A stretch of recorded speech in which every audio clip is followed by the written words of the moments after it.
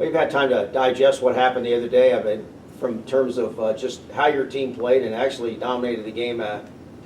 What have you seen on film, and how do you feel about that aspect going forward? Yeah, I've watched some of the film. We haven't got through all of it, but we played well in stretches. We started the game off. I think we came out and matched their intensity a little bit, and we tried to move the ball around, try to give everybody a touch, and I thought we did that. And it opened some things up for a lot of different players, not just David. And so it was a good team win. I thought our defense was fantastic. During the game as well, and I think we took them out of some things that they like to do. So it was a good win.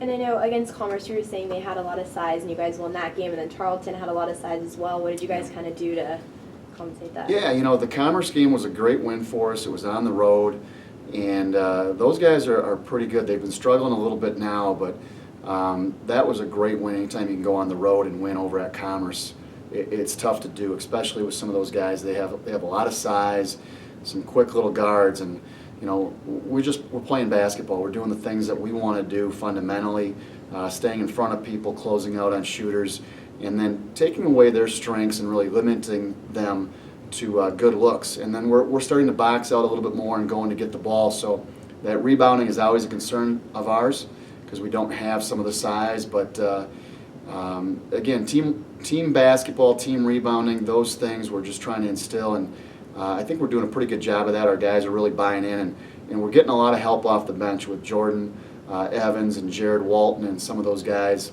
that are coming in that really make a difference. Can you talk about, I know you have a non-conference game, non-conference game in the middle of this time of the year. Did you put that up for yourself before you get back to league play just so you wouldn't have some time off? We wanted Dave Bliss to come over, and I wanted to meet him, so we scheduled that game. And I know he's coached at Baylor, and it's always good to pick a coach like that, his brain a little bit. But we scheduled this definitely midweek, early in the week, because we have Eastern on Saturday, and I didn't want to go a whole week without playing a basketball game. And it's a time to hopefully we can get some other guys in the game, but we're going to attack this game just like any other game, going out to win the basketball game and do our best. But hopefully we can get some other guys in there and get some minutes and see what they can do, and maybe they can help us out in the stretch run, some of those players that don't play a lot of minutes. Eastern beat Commerce. Eastern did beat Commerce. Eastern's a pretty good basketball team. They've just kind of come out on the short end a little bit. They just haven't closed out a lot of games. I talked to Stott quite a bit, and they've had some injuries. I know that. It'll be interesting to see if Gilliam is back or not. He's been in and out, and when he's in, he's anywhere from 16 to 26 points a game. I think he's that good. But they run the pick and roll. They have a lot of big bodies. We've got to be ready to go. It will be a physical game on Saturday.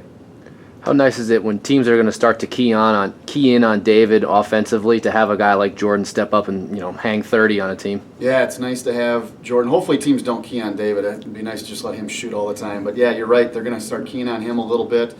And you have to have guys like Jordan that can step up. Actually, EJ can really shoot. Tommy Gold, when he gets his feet set, he's a very good shooter, and so is Rylan Gerber. And so, we start some of those guys, and we can really spread the floor early in the game, and it opens it up for Jeff Bonner and Ryan Quaid inside. And those guys can finish down there. I think sometimes we don't get them the ball enough inside, and we'll try to make an effort to do that every game from here on out. But again, you got to sometimes take what the defense gives you, and if they're giving us threes, I love Jordan Evans shooting, and David and Tommy and all those guys. So we don't live and die by the three, but we definitely use it to our advantage.